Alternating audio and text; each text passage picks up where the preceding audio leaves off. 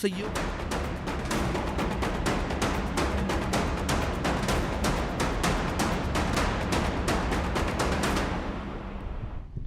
नमस्कार, अनादि टीवी की खास पेशकश सत्ता का फाइनल में आपका स्वागत है और मैं हूं मनोज वर्मा। तेरे राम मेरे राम हम सब के राम। लेकिन मध्य प्रदेश की सियासत में जो कुछ चल रहा है उससे एक ही सवाल निकल कर आ रहा है, किसके राम? कमलनाथ के बाद दिग्विजय सिंह ने भी राम मंदिर निर्माण को समर्थन दिया, लेकिन आदत के मुताबिक कुछ सवाल भी खड़े कर दिए हैं। राम मंदिर शिलान्यास समारोह में आमंत्रित किए गए भाजपा के धुरंधर नेता जयभान सिंह पवैया ने तुरंत उनके खिलाफ मोर्चा खोला। इधर कांग्रेस ने मंदिर निर्माण का पूरा श्रेय लेने के लिए कवायद शुरू कर दी है और उसके नेता शिलान्यास समारोह के पहले यानी 4 अगस्त को पूरे प्रदेश में हनुमान चालीसा का पाठ करेंगे और सोशल मीडिया में वायरल करेंगे। तो कह सकते हैं कि मध्य प्रदेश की राजनीति में राम नाम की लूट मची है, लेकिन ये लूट मोक्ष के लिए नहीं है, सत्ता के लिए है। पूर्व मुख्यमंत्री कमलनाथ के बयान के बाद पूर्व मुख्यमंत्री दिग्विजय सिंह के सुर भी बदल गए हैं। एक तरफ दिग्विजय सिंह कह रहे हैं कि आज समूचा देश राम भरोसे ही चल रहा है, इसलिए हम सबकी आकांक्षा है कि जल्दी से जल्द एक भव्य राम मंदिर अयोध्या में आकार ले और राम लला वहाँ विराजें। राजीव गांधी भी यही चाहते थे। तो दूसरी तरफ दिग्विजय सिंह राम मंदिर भूमि पूजन के मुहूर्त पर भी सवाल उठा रहे हैं। इसके बाद दिग्विजय सिंह बीजेपी के निशाने पर आ गए हैं। अयोध्या में भगवान श्री राम के मंदिर के मामले में कांग्रेस लगातार इसको भटकाने, लटकाने और अटकाने का प्रयास करती रही है। इतिहास उठाकर देख लीजिए, आज़ादी के बाद से लेकर अब तक कांग्रेस की सरकारें रही हो या विपक्ष में, इनकी कोशिश यही रही है। ये तुष्टीकरण की राजनीति करते हैं, नाना प्रकार से अलग अलग मुद्दों पर अलग अलग मामलों में भ्रम फैलाते हैं, भटकाने की कोशिश करते हैं। और श्रीमान दिग्विजय सिंह जी भी वही कर रहे हैं। और दूसरी बात यह कि कांग्रेस तय करे पहले कि उनका स्टैंड क्या है। कमलनाथ जी रटाया हुआ भाषण वक्तव्य कुछ और देते हैं और वहीं दिग्विजय सिंह जी लगातार इस मुद्दे को भटकाने की कोशिश करते हैं। ये किसके हेतु साधे जा रहे हैं? भगवान श्री राम का मंदिर गौरव का कारण है, स्वाभिमान, आत्मसम्मान, अस्मिता का कारण है। इसके साथ में इस प्रकार की खिलवाड़ क्यों की जा रही है? ध्यान रखिएगा, ये मंत्रावाद अब इस देश में चल नहीं पाएगा। इस देश में इस प्रकार की कुटिल राजनीति चल नहीं पाएगी, क्योंकि देश का नागरिक दुनिया में भगवान राम पर आस्था करने वाला जाग चुका है, समझ चुका है। और इसीलिए कहा है कि जाको प्रभु दारुण दुख देई, ताकि मति पहले हर लई। इतनी मति मारी गई है और इसीलिए ये इस प्रकार के वक्तव्य देकर लगातार भ्रम का वातावरण खड़ा। तो हमने देखा कि बीजेपी प्रवक्ता का सीधा आरोप है कि भ्रम का वातावरण खड़ा कर रहे हैं। तो दिग्विजय सिंह के राम मंदिर बनने का समर्थन करने पर पूर्व मंत्री और बजरंग दल के राष्ट्रीय अध्यक्ष रह चुके जयभान सिंह पवैया ने भी ट्वीट कर पलटवार किया। पवैया ने दिग्विजय सिंह पर निशाना साधते हुए कहा है कि आतंकियों के वध पर रोने वाले कार सेवकों के बलिदान पर एक शब्द भी नहीं बोले थे। राम मंदिर निर्माण के लिए कांग्रेसियों के समर्थन या विरोध का मायना क्या है? जयभान सिंह पवैया ने अपने ट्वीट के जरिए कमलनाथ पर भी निशाना साधा और लिखा है कि फैसला आने के पहले इनमें से ऐसा कौन माई का लाल है जिसने राम मंदिर गर्भगृह पर ही बनने का दावा किया था। बीजेपी के दिग्गज लगातार कांग्रेस पर इसी तरह हमलावर हो रहे हैं और कांग्रेस के नेता जवाब दे रहे हैं, लेकिन उनके जवाब में वो विश्वास नज़र नहीं आ रहा है। दिग्विजय सिंह जी इस मामले के बड़े उनका अनुभव है, बड़ा उनका सनातन धर्म पे वो भी है और नर्मदा के परिक्रमा भी उन्होंने करी है, तो उन्हें ज़्यादा इस बारे में आइडिया है। और सही बात है, सनातन धर्म की परंपरा के शंकराचार्य सबसे बड़े वो होते हैं, उनका वो करना चाहिए। मेरा तो मूल है भगवान राम का मंदिर बन रहा है, बेहतर है। पर बीजेपी जिस तरीके से भगवान राम को तो मानती है, पर उनके चरित्र का चिंतन भी जरूर करे कि जो घृणा और नफरत और जिस प्रकार से लोगों के अंदर वैमनस्यता फैलाने का काम करते हैं, राम का चरित्र इससे बिल्कुल डिफर था। क्योंकि राम के चरित्र में लोगों के प्रति सिर्फ प्रेम भाव था, क्योंकि अगर राम भाव पाना है तो सिर्फ प्रेम के भाव से आ सकता, कट्टरता, नफरत किसी जाति और धर्म के खिलाफ से नहीं आ सकता। मुझे लगता है बीजेपी को राम के चरित्र का थोड़ा चिंतन भी करना चाहिए और उसके ऊपर काम। तो बिल्कुल चिंतन मनन की भी बात हो रही है, लेकिन सुप्रीम कोर्ट के फैसले के बाद अयोध्या में राम मंदिर का भूमि पूजन 5 अगस्त को होने जा रहा है। पूरे विधि विधान के साथ भूमि पूजन की तैयारी है और इस मौके पर खुद प्रधानमंत्री नरेंद्र मोदी अयोध्या में मौजूद रहेंगे। इसके अलावा करीब 200 मेहमानों की लिस्ट है। इनमें से मध्य प्रदेश से 2 बड़े नेता अयोध्या में मौजूद रहेंगे। एक है पूर्व मुख्यमंत्री उमा भारती और दूसरे पूर्व मंत्री जयभान सिंह पवैया। दोनों को राम जन्मभूमि न्यास ने भूमि पूजन कार्यक्रम में शामिल होने के न्योता दिया है। दोनों ही नेता राम जन्मभूमि आंदोलन से लंबे समय से जुड़े हुए हैं। उमा भारती राम जन्मभूमि आंदोलन की प्रमुख नेता रहीं। वहीं पवैया आंदोलन में मध्य प्रदेश से मुख्य आंदोलनकारी के साथ बजरंग दल के तत्कालीन राष्ट्रीय अध्यक्ष भी रह चुके हैं। पवैया और उमा भारती पर अभी भी विवादित ढांचा गिराने के लिए लोगों को उकसाने का केस चल रहा है, तो जाहिर सी बात है कि उपचुनाव में दोनों नेता भाजपा के लिए ट्रम्प कार्ड साबित हो सकते हैं। इस बीच कांग्रेस ने 4 अगस्त को पूरे प्रदेश में भव्य आयोजन की रूपरेखा तैयार की है। सभी प्रदेश इकाइयों को निर्देश दिया है, जिला इकाइयों को, कि 4 तारीख को जिला और ब्लॉक स्तर पर हनुमान चालीसा का पाठ करें और इसे सोशल मीडिया पर वायरल करें। खुद कमलनाथ के घर भी पूजा का आयोजन किया गया है। तो साफ है, अयोध्या में भूमि पूजन से पहले राम नाम की लूट मची हुई है। सब तेरे राम मेरे राम हम सबके राम का राग गा रहे हैं, लेकिन उपचुनाव के पहले मध्य प्रदेश की राजनीति में आए राम कौन से दल का बेड़ा पार करेंगे और किसका बेड़ा गर्क होगा, ये तो आने वाला समय बताएगा। लेकिन इस मुद्दे पर अनादि टीवी के पॉलिटिकल एडिटर ललित अपनी क्या प्रतिक्रिया दे रहे हैं, जरा उनको भी सुन लेते हैं। कांग्रेस के साथ एक बड़ी समस्या है। कांग्रेस को अभी भी ये समझ में नहीं आ रहा है कि वो इस मुद्दे पे कंफ्यूज रहे कि राम मंदिर बनने या नहीं बनने देने में हमारा स्टैंड क्या हो। अब जब राम मंदिर बन रहा है तो भी वो असमंजस में है कि इस मुद्दे पर क्या स्टैंड लिया जाए, इस भूमि पूजन के साथ खड़ा होया जाए या इस भूमि पूजन का विरोध किया जाए।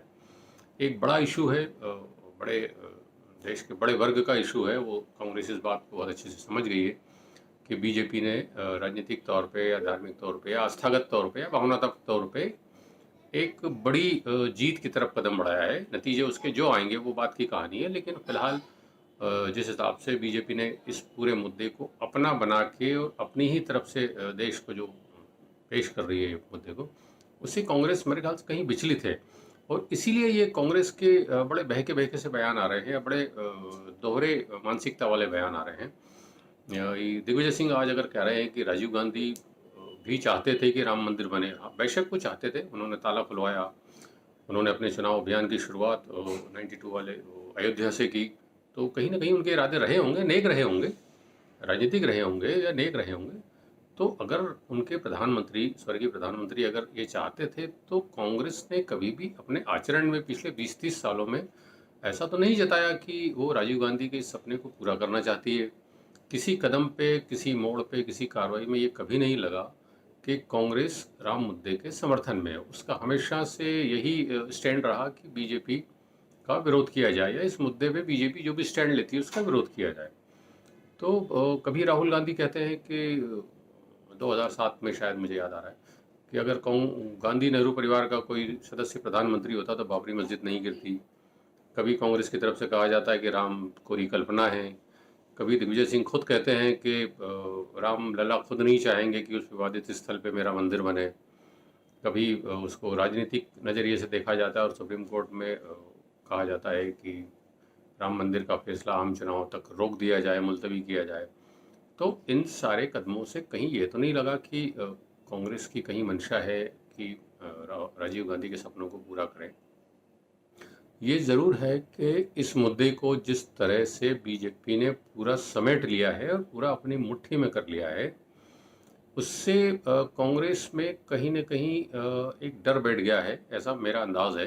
क्योंकि कांग्रेस अब कितना ही हनुमान चालीसा करें, चाहे कितना ही पाठ करें या कितना ही अपने आप को धार्मिक बताएं या मंदिर मुद्दे का समर्थन करें, लेकिन उनके आचरण से कभी उन्होंने ये साबित नहीं होने दिया, ना ऐसा दर्शाया कभी कि वो इस मुद्दे को के ख़िलाफ़ नहीं है। तो मुझे लगता है कि अब उनकी इस राजनीति, उनकी सारी इस कवायद को राजनीतिक नज़रिए से ही आम जनता देख रही है कि आप जो भी ट्वीट कर रहे हैं, जो भी समर्थन कर रहे हैं, वो कहीं ना कहीं आपकी मजबूरी है। वो चाहे भावनात्मक मजबूरी हो, चाहे राजनीतिक मजबूरी हो, चाहे आस्थागत मजबूरी हो। तो उसको इशू बना के और सिर्फ तारीखों में कि मुहूर्त गलत है, तारीख गलत है, तो ये सब चीज़ें, इनसे बहुत ज़्यादा कुछ अभी भी मुझे ऐसा लग रहा है कि कांग्रेस की कवायद अभी भी दोहरी है। अभी भी वो खुद कंफ्यूज हैं कि हम अभी इस पे किस स्टैंड पे जाएं, और ये गड़बड़ हो रही है उनके साथ। तो कांग्रेस की ये उलझन, बीजेपी के आरोप और राम नाम के लिए जो होड़ मची, उस पर हमारे माफ कीजिए, हमारे एडिटर इन चीफ प्रकाश भटनागर क्या राय रखते हैं, उनके पास भी चलेंगे। हमारे साथ वो स्टूडियो से सीधे जुड़े हुए हैं। प्रकाश जी, जो कुछ आपने सुना, रजनीश अग्रवाल भी सुने, दिग्विजय सिंह का ट्वीट भी, जयवंत सिंह पवैया भी, लेकिन आपको नहीं लग रहा कि कोई एक ये पूरी जो कसरत है कांग्रेस की, कि अगर आपको इतनी चिंता थी तो आप 5 अगस्त के दिन वो आयोजन कर लेते कि जब पूरा देश में लाइव होता, प्रधानमंत्री वहाँ नींव रख रहे होते, तब आप पूरा आयोजन कर लेते, पूरे देश में कॉल कर लेते कि केवल मध्य प्रदेश ही क्यों। दूसरा, ये पूरी कसरत क्या केवल 5 अगस्त तक के लिए, ये आपको लगता है कि उपचुनाव में भी कांग्रेस इसको ले जाएगी? नासे रोग हरे सब पीरा जपत निरंतर हनुमत हनुमत वीरा। वीरा। तो कुल मिला के कांग्रेस अगर 4 तारीख को भी हनुमान चालीसा पढ़ रही है तो कई बीमारियों से ग्रस्त कांग्रेस है इस समय। राजनीतिक तौर पे हम देख रहे हैं कि ढेरों समस्याएं हैं उसकी, तो निश्चित तौर पे हनुमान जी उनका निराकरण करें, ऐसी मेरी कामना है मनोज। और रही बात इस आयोजन को लेके, जी, तो कांग्रेस 4 तारीख को जरूर हनुमान चालीसा पढ़े, लेकिन जिस दिन भूमि पूजन का शिलान्यास हो उस दिन कांग्रेस भी बाकी देश के साथ दीप जला के साथ दे। अब इसके राजनीतिक लाभ नुकसान जिसको होने थे वो हो गए, अब इसमें आगे और कुछ नहीं होने वाला है। वो श्रेय बीजेपी के खाते में चला गया तो चला गया। अब ये सब आप बताओगे राजीव गांधी ने क्या किया था, राजीव गांधी क्या चाहते थे, इन सब चीज़ों के अब कोई मायने नहीं है।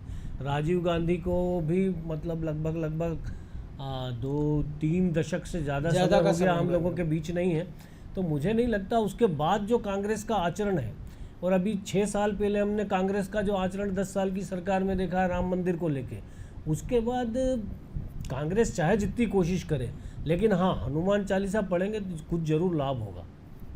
लेकिन आपको लग रहा है कि ज़्यादा लाभ की ज़रूरत किसको, कि कांग्रेस पूरी पार्टी को या नेताओं को? क्योंकि कमलनाथ का स्टैंड 15 सेकंड 17 सेकंड में अपनी बात कह देते हैं, कोई विवादित बात नहीं कहते हैं, देश की आकांक्षाओं की बात करते हैं।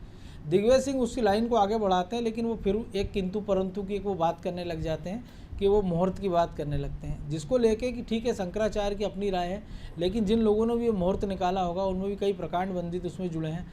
तो ये एक ऐसा आस्था का मामला कि जिसमें राजनीति शायद नहीं होना थी, लेकिन दिग्विजय सिंह ने कर दी है। तो अब आप जो कहा, आपने कहा कि हनुमान जी इसका निराकरण करेंगे, लेकिन जब जो घर के भेदी हैं वो जब लंका ढा रहे हैं तो उसमें हनुमान जी भी क्या करेंगे?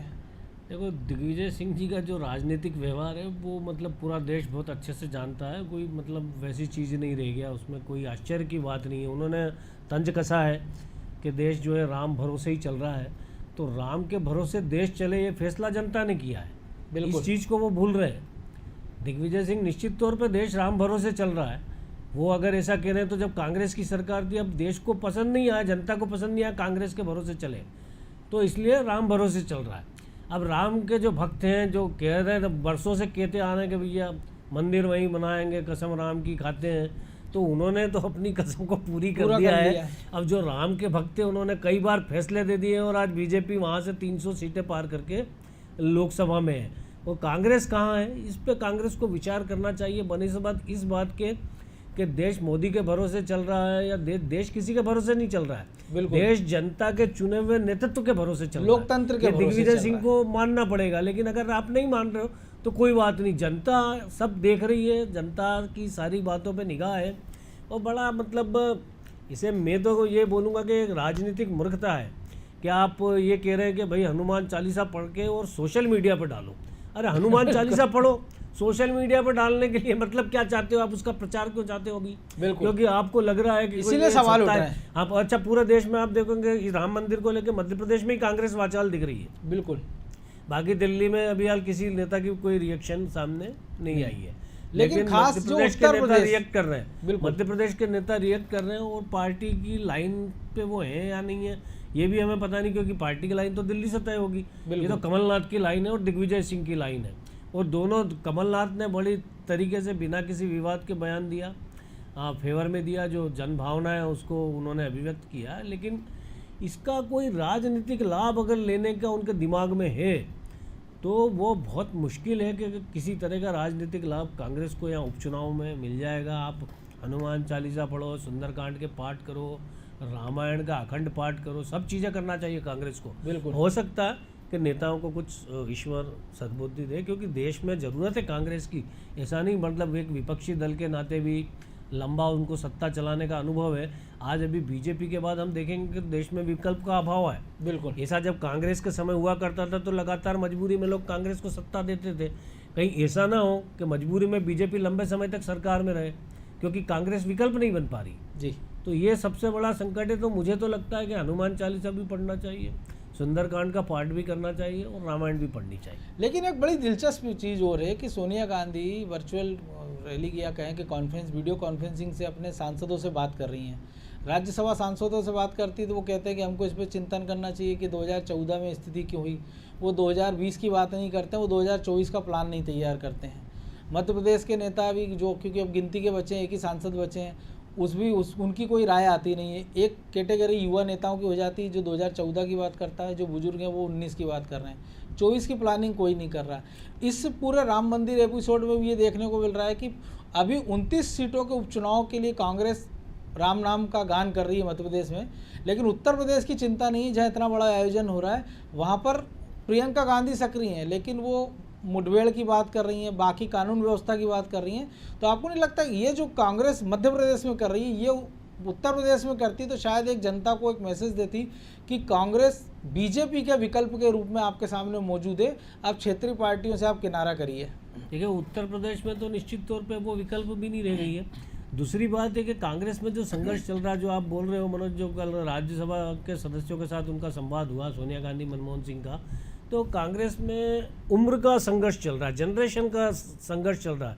एक जनरेशन बहुत ऊपर जा चुकी है, 60-70 साल से सब ऊपर के लोग हैं, और दूसरे जो युवा हैं, तो युवाओं में जो छटपटाहट हम देख रहे हैं कि उन्हें अगर हमें अपना भविष्य सुरक्षित नज़र नहीं आ रहा है कांग्रेस में, कांग्रेस जहाँ की तय खड़ी है 10 सालों से, तो उनको ये लग रहा है। तो ज्योतिरादित्य सिंधिया इसका नतीजा है, सचिन पायलट इसका नतीजा है, और आप देखेंगे कि अभी आगे और जो समय आएगा उसमें कांग्रेस से कई ऐसे लोग टूटेंगे जो कांग्रेस में प्रभावशाली हो सकते हैं, लेकिन आप उनको कोई भूमिका नहीं दे पा रहे, स्पेस नहीं दे आप उनका कोई उपयोग नहीं कर पा रहे।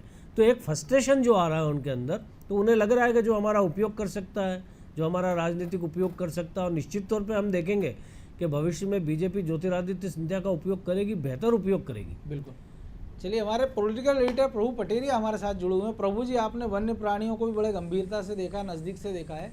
तो ये जो कांग्रेस के अंदर की जो टेरिटोरियल फाइट चल रही है, जो कि भटनागर जी भी कह रहे थे, युवाओं की, बुजुर्गों की, और मध्य प्रदेश में भी कई सारे राजनीतिक टाइगर घूम रहे हैं, तो ये जो राम नाम की जो बातचीत चल रही है, तो इसका लग रहा है कि टेरिटोरियल फाइट के बाद कुछ ऐसे लोग बचेंगे जिनका राम जी बेड़ा पार कर देंगे, चाहे वो किसी भी दल के हों।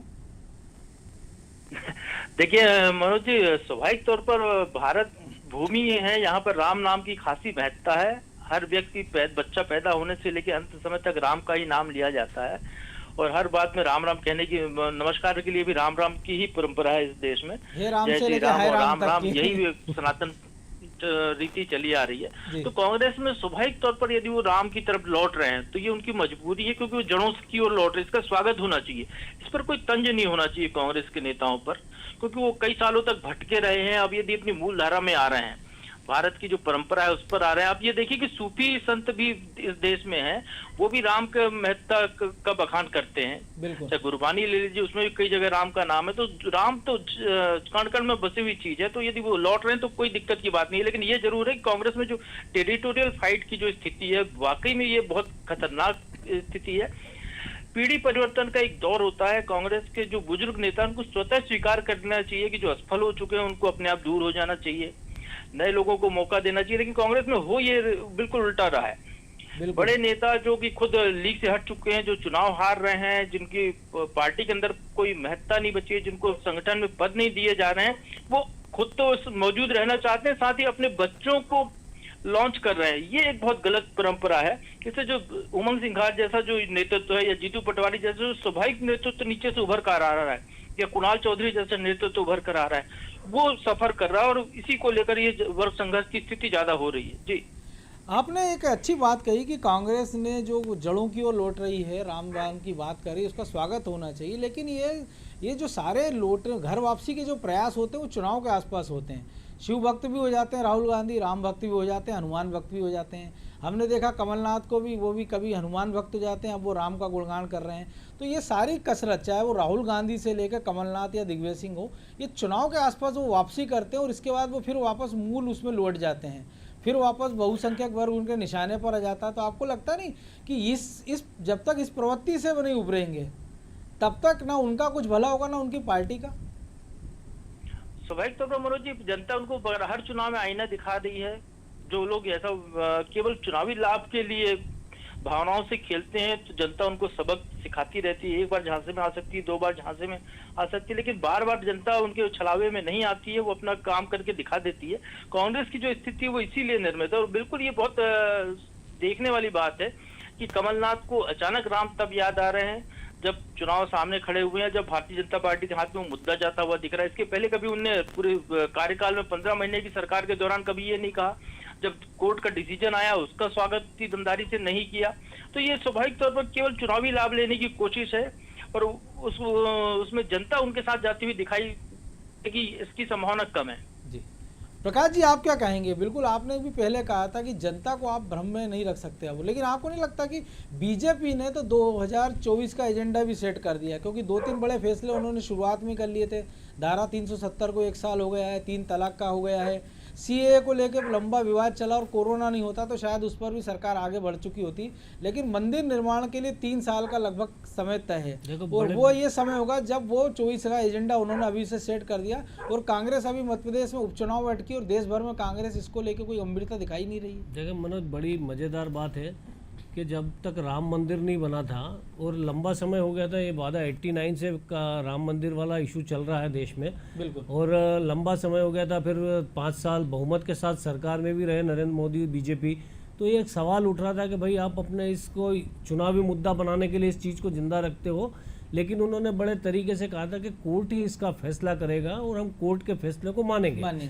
कोर्ट का फैसला आया, कोर्ट के फैसले के बाद राम मंदिर के पक्ष में आया, सरकार ने प्रयास किए, लोगों को बातचीत की तरह तरह से प्रयास करके, और उसके बाद राम मंदिर का फैसला आया। अब इस समय तंज कसती थी कांग्रेस कि ये राम मंदिर कब बनाएंगे। तब उन्हें राम मंदिर बनाने की चिंता होती थी कि यार ये राम मंदिर क्यों नहीं बना रहे। वो खुद विरोध करते थे लेकिन वो चिंता करते थे कि राम मंदिर नहीं बना रहे।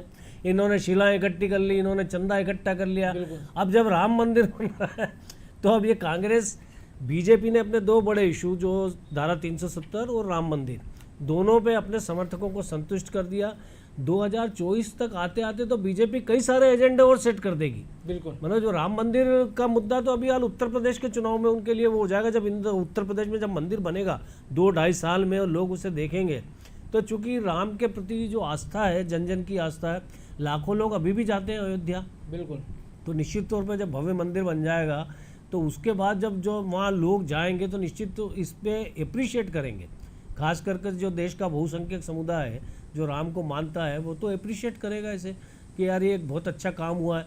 लेकिन तब तक और भी कई सारे मोर्चे हैं जहाँ सरकार का कई जगह फेल्योर है। आर्थिक मोर्चे पे मोदी सरकार पे कई सवाल हैं। तो कांग्रेस को कायदे से इन मुद्दों पे फोकस करना चाहिए, लेकिन वो तय नहीं कर पा रही है कि वो जाए तो जाए कहाँ, लड़े तो लड़े कैसे। ये एक बड़ा असमंजस की स्थिति कांग्रेस में, एक बहुत बड़ी उलझन में कांग्रेस। एक तो लीडर तय नहीं कर पा रहे कि सोनिया गांधी लीडरशिप को कंटिन्यू, 21 साल सोनिया गांधी को हो गए, अब 1.5-1 साल के अंदर राहुल गांधी हट गए, अब वो वापस आ रहे हैं या नहीं आ रहे हैं, कौन नया कांग्रेस अध्यक्ष बनेगा। तो उनकी जो उलझने हैं जी, तो राम से कामना करनी चाहिए कि कांग्रेस को उलझनों से बाहर करें। प्रभु जी, जो भटनागर जी ने कहा जो उलझन से बाहर कर रहे, लेकिन एक उनकी उलझन, आपको नहीं लगता कि वो कई बार सही फैसला लेते हैं उसकी लेकिन टाइमिंग गलत होती है? वो राम मंदिर का ताला खुलवाते हैं, क्रेडिट नहीं लेते हैं। वो पूजा करने की बात आती है, वो क्रेडिट नहीं लेते हैं। और जब क्रेडिट लेने की बारी आती है तब तक वो एजेंडा कोई और ले जा चुका होता है। राम मंदिर में भी हम यही देख रहे हैं। तो आपको लग रहा है कि कांग्रेस को शायद ये लग रहा हो कि उत्तर प्रदेश का जो सीमावर्ती इलाके हैं, जहाँ पे जो ग्वालियर चंबल की कुछ सीटें जहाँ से लगती है वहाँ उनको कुछ फ़ायदा मिल जाएगा। लेकिन एक बड़ा खतरा उनके सामने ये भी पैदा हुआ है कि जो अल्पसंख्यक वोटर जो उनके साथ चलता था आँख बंद करके, वो नहीं छिटक जाएगा, आपको लगता है? बिल्कुल मनोज जी, अल्पसंख्यक वोटर खिसकने का खतरा स्वाभाविक तौर पर कांग्रेस के सामने है, क्योंकि भारतीय जनता पार्टी ये मान के चलती है कि वो चाहे जो कुछ भी कर ले अल्पसंख्यक वर्ग के लिए, अल्पसंख्यक वोट उसको नहीं मिलता, कांग्रेस को जाता है। पिछले चुनाव में जो मध्य प्रदेश के चुनाव हुए थे 2018 के, कमलनाथ का एक वीडियो वायरल हुआ था जो अल्पसंख्यकों को साफ साफ कह रहे थे कि आपको तो वोट कांग्रेस को ही देना है, उधर बीजेपी को वोट नहीं देना। वो बीजेपी ने भी बहुत सारे उस पर प्रतिक्रियाएं जारी की थी बीजेपी की तरफ से। तो ये खतरा तो स्वाभाविक तौर पर, लेकिन कांग्रेस को ये जरूर, जो आपने कहा बिल्कुल सही है कि कांग्रेस हिंदुत्व का मुद्दा उठाती जरूर है, चाहे राम मंदिर का ताला खुलवाने की बात हो, लेकिन उसके बाद वो तुष्टीकरण पे चली जाती है। उसको अल्पसंख्यकों की नाराजगी दिखती है तो वो अल्पसंख्यकों की तरफ झुकती पड़ला, जैसे राजीव गांधी के समय हुआ था कि शाहबानो प्रकरण हुआ, बिल्कुल। राम मंदिर का ताला उन्होंने खुलवाया, फिर वो पलट गए। तो ये जो कांग्रेस जो अपना एक स्टैंड पर कायम नहीं रहती, इसका नुकसान कांग्रेस को हो रहा है। भारतीय जनता पार्टी को देखें तो जनसंघ के जमाने से अपने स्टैंड पर कायम है राम मंदिर को लेकर, और उस स्टैंड पर एक ऐसी परिस्थितियां बनी कि सुप्रीम कोर्ट का फैसला राम मंदिर के पक्ष में आया, श्रेय स्वाभाविक तौर पर भारतीय जनता पार्टी के खाते में जा रहा है। वो पूर्ण बहुमत की सरकार उनकी बनी तो उन्हें जो 370 का उनका जो एक कोर एजेंडा था उसको उन्होंने पूरा करके दिखा दिया। तो स्वाभाविक तौर पर अपने स्टैंड पर वो पार्टी शुरू से कायम है, लेकिन कांग्रेस जो 5 साल के लिए वचन पत्र या घोषणा पत्र लाती है उस पर भी पूरी तरह कायम नहीं रह पाती। ये कांग्रेस का ड्रॉबैक है जिसका नुकसान उसको झेलना पड़ रहा है। प्रभु, एक बात पे आप और गौर करें कि अल्पसंख्यकों के मामले में कि अल्पसंख्यकों का भरोसा टूटेगा, वो तो टूट चुका है, लेकिन यहाँ पे चूंकि पार्टी का सीधा संघर्ष कांग्रेस और बीजेपी में तीसरा कोई ऐसा विकल्प नहीं है। लेकिन जो उपचुनाव में बसपा भी है, मतलब इस पर भी एक छोटी सी टिप्पणी चाहूंगा। देखो, बहुजन समाज पार्टी निश्चित तौर पे बीच में है, लेकिन बहुजन समाज पार्टी निर्णायक नहीं है मध्य प्रदेश के अंदर। तो बहुजन समाज पार्टी को अल्पसंख्यक वोट देगा, इसलिए नहीं देगा क्योंकि हराने के लिए अगर बीजेपी को हराना है, उसको तो बीजेपी को हराना है, तो निश्चित तौर पर वो कांग्रेस को ही वोट देगा, उसके पास कोई और विकल्प नहीं। इस चीज़ को कांग्रेस समझ रही है। कहाँ पे मध्य प्रदेश में समझेगी, गुजरात में समझेगी जहाँ सीधी लड़ाई है, लेकिन राजस्थान में समझेगी, लेकिन जहाँ पे भी कोई और विकल्प है वहाँ अल्पसंख्यक कांग्रेस की तरफ देखता भी नहीं है। उत्तर प्रदेश इसका बहुत बड़ा उदाहरण है। बिल्कुल प्रभु जी। बिल्कुल मनोज जी, बिल्कुल स्वाभाविक तौर पर अल्पसंख्यक मतदाता जो है काफी सोच विचार कर वोट करते हैं। आपने देखा है कि उनको लेकर उनको कहाँ वोट डालना है ये तक उनको समझाइश देने वाले उनके समाज के ही लोग होते हैं, और वो देखते हैं कि कौन सी पार्टी, भारतीय जनता पार्टी खासकर भगवा दलों को नुकसान पहुंचा रही है, वो उधर झुकते रहे।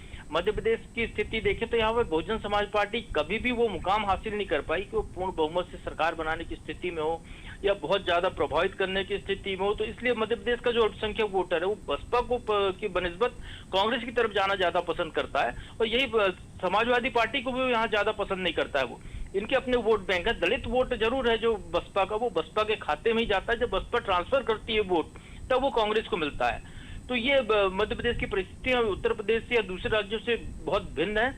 यहाँ पर अल्पसंख्यक वोट पूरी तरह कांग्रेस के खाते में, और यदि कांग्रेस राम मंदिर के इशू कर रही है, यदि जिस तरीके से बात आ रही है कि कमलनाथ की तरफ से ये कहा जा रहा है कि 4 तारीख को घर घर दिए जलाए जाएं, हनुमान चालीसा का पाठ किया जाए, तो कांग्रेस का जो अल्पसंख्यक समुदाय है वो कहां तक इससे जुड़ पाएगा, ये देखने वाली बात होगी। इसका नुकसान समुदाय प्रभु उदासीन होता है, फायदा कम दिखेगा इसका। लेकिन अब समय और इजाज़त नहीं दे रहा, बड़े क्षमा के साथ मैं आप दोनों को रोकना चाह रहा हूँ। आप दोनों का बहुत धन्यवाद कि जिस प्रकार से आपने अल्पसंख्यक और बाकी तुष्टीकरण की राजनीति पर प्रकाश डाला।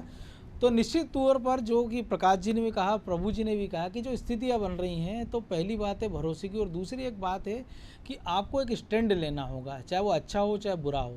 लेकिन दिक्कत यह है कांग्रेस के साथ, वो कई बार गलत समय पर सही स्टैंड लेती है और सही समय पर गलत स्टैंड ले लेती है। इस मामले में भी हमको यही दिखाई दे रहा है कि अगर हो सकता है कि वो 5 तारीख के लिए आह्वान करते अपने कार्यकर्ताओं और जनता से कि आप राम मंदिर निर्माण के दिन दिया जलाइए, हनुमान चालीसा का पाठ कीजिए, तो शायद एक बड़े वर्ग का भरोसा जीतने में वो कामयाब रहते हैं। लेकिन आप बात एक दिन पहले की कर रहे हैं, यानी आपके दिमाग में उस समय भी राजनीति है, और यही राजनीतिक कारण है जो राजनीति और जो धर्म का जो मैचिंग होती है कई बार उसके अपने फ़ायदे होते हैं और कई बार उसके अपने सियासी नुकसान होते हैं। तो कांग्रेस भी संभवतः उसी दौर से गुजर रही है, और उसका नेतृत्व ये तय नहीं कर पा रहा है कि उसकी सही दिशा क्या होना चाहिए। सत्ता का फाइनल में आप जितना ही, मुझे दीजिए इजाज़त, और आप देखते रहिए अनादि टीवी। नमस्कार।